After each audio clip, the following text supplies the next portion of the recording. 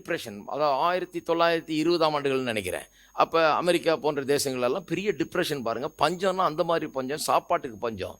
அந்த நேரத்தில் இவருடைய சபையில் ஏராளமான பேர் வந்து உதவி நாடி வருவார்களாம். சாப்பாடு இல்லை, காசு இல்லை, வேலை இல்லை, அது இல்லை, இது இல்லைன்னு பஞ்சம், வேலையும் இல்லை, சாப்பாடு இல்லை, ஒன்றும் தானியம் கிடைக்க மாட்டேங்குது, ஒன்றும் கிடைக்க மாட்டேங்குது, ரொம்ப பெரிய பஞ்சம்.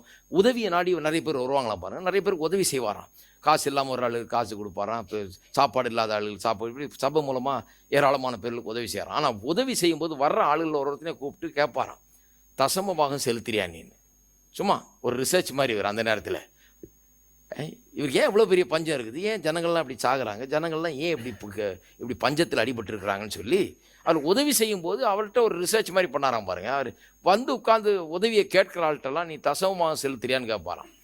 இப்படியே கேட்டு நூற்றுக்கணக்கான பேருக்கு அந்த காலத்தில் உதவி செய்தாராம் பாருங்கள்.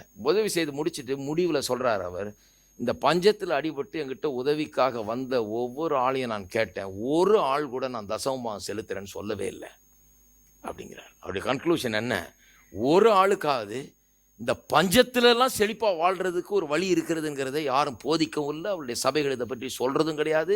பஞ்சத்தில் எப்படி செழிக்கிறதுன்றதை பற்றி வேதத்தில் எவ்வளோ சொல்லியிருக்குது, அதெல்லாம் யாரும் போதிச்சதே கிடையாதுன்றார். அதனால தான் அந்த பஞ்சத்தில் இவ்வளோ அடிபட்டு இருக்கிறாங்க. ஆனால் இந்த பஞ்சத்தின் மத்தியும் இவர் மற்றவங்களுக்கு உதவி செய்கிறவரா இருக்கிறார். ஏன்னா அந்த சபையில் தசமபாத்தை குறித்து அவ்வளோ அதிகமாக போதிக்கிறார்கள். இருக்கீங்களா? தசமபாத்தை குறித்து சில நேரத்தில் பாருங்கள், சில நேரத்தில் பிரசங்கியார் மேலேயும் சில குறை சொல்ல வேண்டியதாக இருக்குது. ஏன்னு சொன்னால் அவங்க வந்து தசமபாகம் கொடுக்கலன்னு சில நேரத்தில் திட்டிடுறாங்க, வேறு வழி இல்லாமல். ஏன்னா போதிக்க ஒரு வேளை அவங்களுக்கே சரியா என்ன போதிக்கிறதுன்னு தெரியாமல் ஜனங்க மேலே சில நேரத்தில் கோவப்பட்டு சிலர் திட்டுவதும் உண்டு.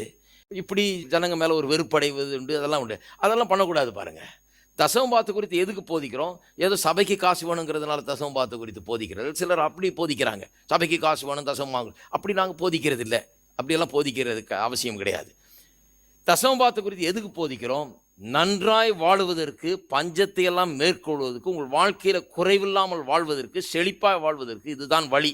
இதை சொல்லாமல் இருந்தான்னா நான் உங்களுக்கு விரோதியாக இருப்பேன். நான் உங்களுக்கு நண்பனாக இருக்கிறபடினாலும், உங்களுக்கு போதகராக இருக்கிறபடினாலே, நான் கடவுளுடைய மனுஷனாக இருக்கிறபடினாலும் நான் உங்களுக்கு சொல்லுகிறேன்.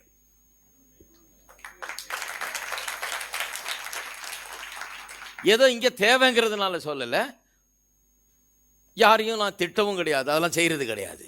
நன்றாக இருக்கிறதுக்கு இதுதான் ஒரே வழி என்பதை நான் விசுவாசிக்கிறேன்.